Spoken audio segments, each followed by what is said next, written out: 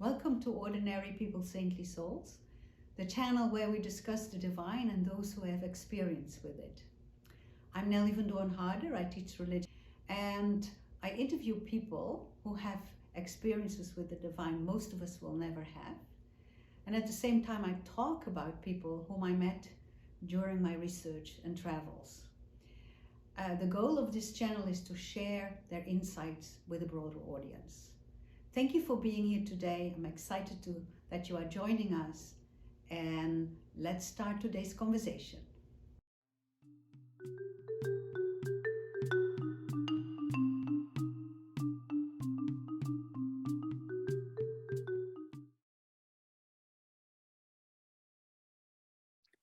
Hello, everybody. This is Nelly VDH speaking, and today I am talking to Sandy Briggs. Hi, Sandy. How are you doing? Hi, Nelly. How are you doing? I'm fine. And one of the reasons that I'm talking to you is that you have experiences and visions that you feel people need to know more about because they are about the divine, and you feel that your experiences explain a lot of the things that we ordinary human beings get wrong. Is that correct? I feel like when I received my visions and revelations, they weren't just for me, they were for everyone. And it helped me to have a better understanding of where we came from, who we are, who God is. And that's basically the foundation of where everybody, all of humanity has been searching to better know God, to better know who we are. And so I want to share this because I do feel deeply that God is calling me to share these things. Yeah, and I know you have shared already in several other platforms, but what we are trying to do is we're trying to break down what exactly is happening in your experiences, right? For example, we've been looking at medieval mystics, and one of my favorites is Hildegard von Bingen, who has also a lifetime of experiences.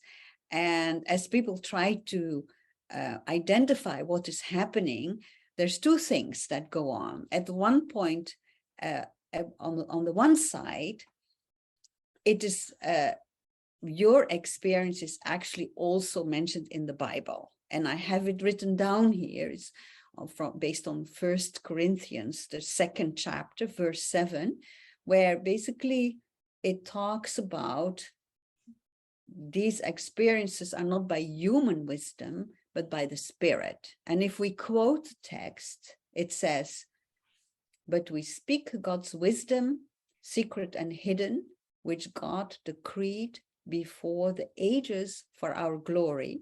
And then in verse 8, it continues saying, "None of the rulers of this age understood this."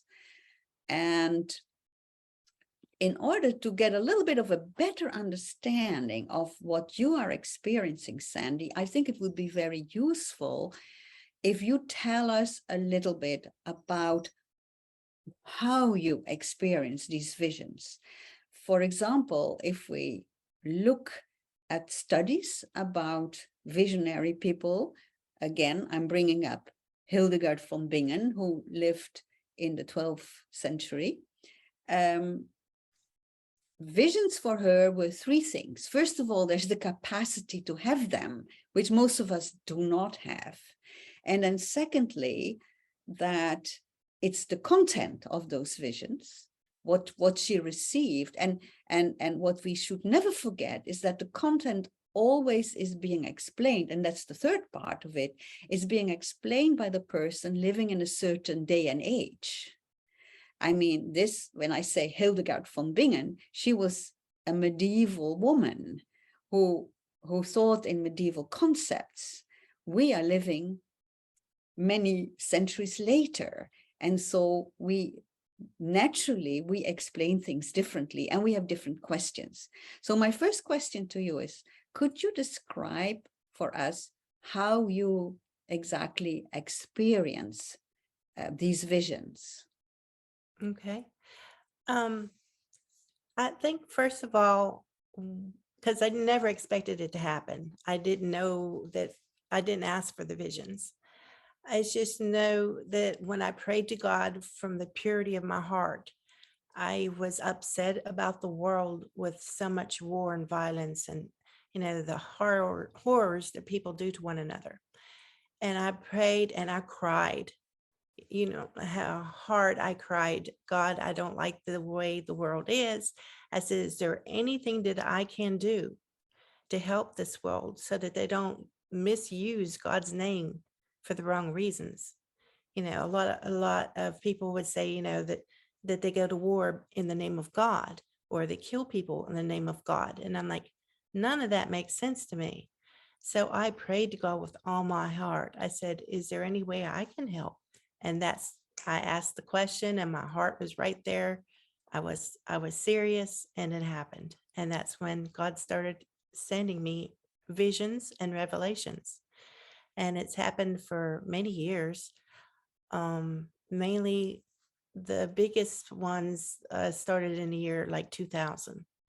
And so now this is 2022. So, they come in spells. Sometimes I get a lot of at one time, and then other times it's just here and there sparingly.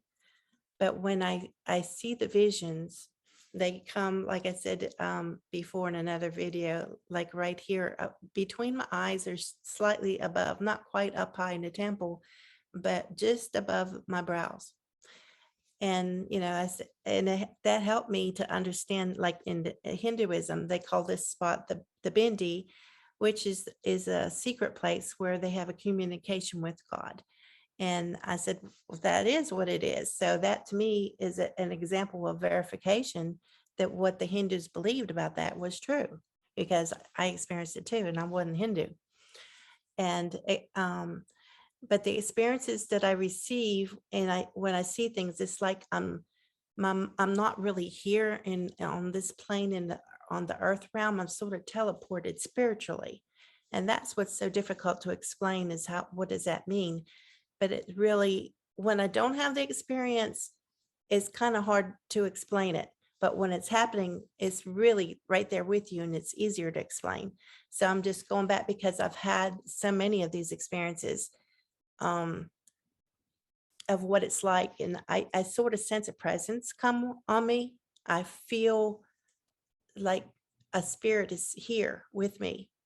And then I start receiving visions, and I'm seeing that as like and then all of a sudden I'm teleported there, and I am a participant and like I'm participating in what is being shown to me, and I'm also one who is watching at the same time. So I sort of become that. And when I had this experience, when I experienced God in a non-physical or form, no form, God was everything. God was not something that I could see, but I could sense and feel and understand through a connection. And God was male and female. God wasn't separated. God is and never has separated. God is always, it's a maleness and a femaleness in the one God. It's not a separated God, it's one God. And that is what I experienced. And I think a lot of things this world needs to understand about God that would transform the way we think, because we sort of have followed a path in a certain way because we thought a certain way, but it's in reality, God is more than just, like a male figure or a female figure, but God was everything. Could I ask something? Sure.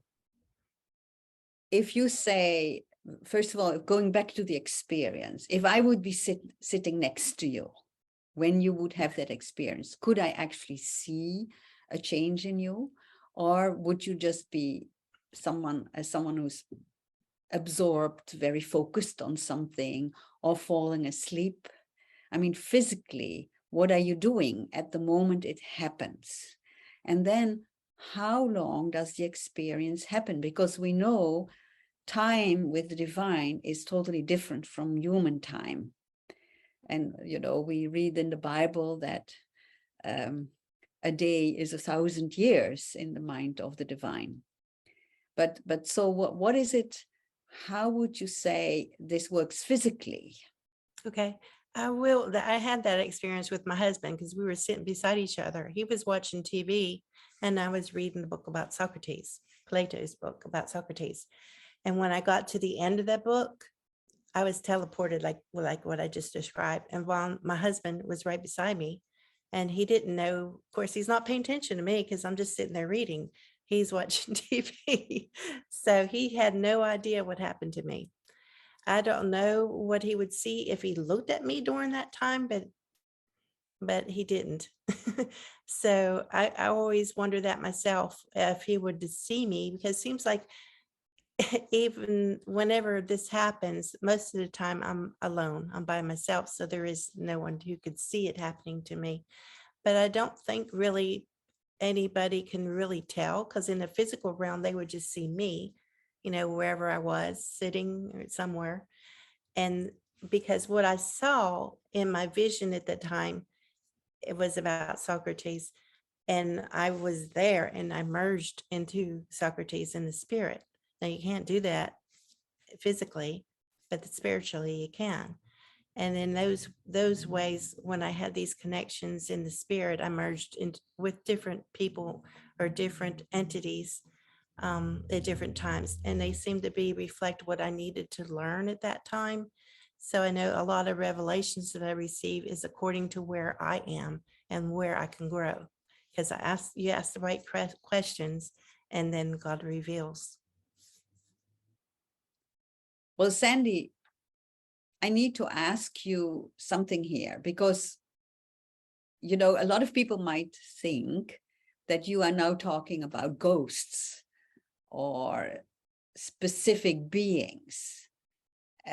But at the same time, do I understand correctly that you're trying to tell us that all these visions are somehow connected through the divine source that wants you to convey something, that wants you to teach something to your fellow human beings? Mm-hmm. God does use things that other people do, other messengers, other angels have come and done and said in the past. And with God, there is no time. You can experience things in the spirit from the past, present, or future. And I have experienced that. I experienced things that happened in the past, and then I saw it, and then it came alive to me. So it's really, really complicated to try explain, especially in 15 minutes, what it's like. But Socrates was not a ghost, and he did not appear to me on earth. No, my soul left my physical body and I was teleported into a spiritual realm. And I don't know how to explain that. It's really difficult. Well, the fact that it is difficult doesn't mean that you shouldn't say it. I mean, you're trying to convey this to us, to people like me who do not have these experiences. And yeah, I think for today our time is up, because we want to keep these videos limited to a certain number of minutes, so that people can watch them, think about them. And we're going now to the second one, and we're going to continue this question. If you can explain to us a little bit more how you experience these visions and what they mean to you and what it does to you. So thank you very much for today. I'm going to say goodbye for this video and hope to see everybody in the next one, when Sandy Briggs will continue explaining her visions to us. Thank you, Sandy.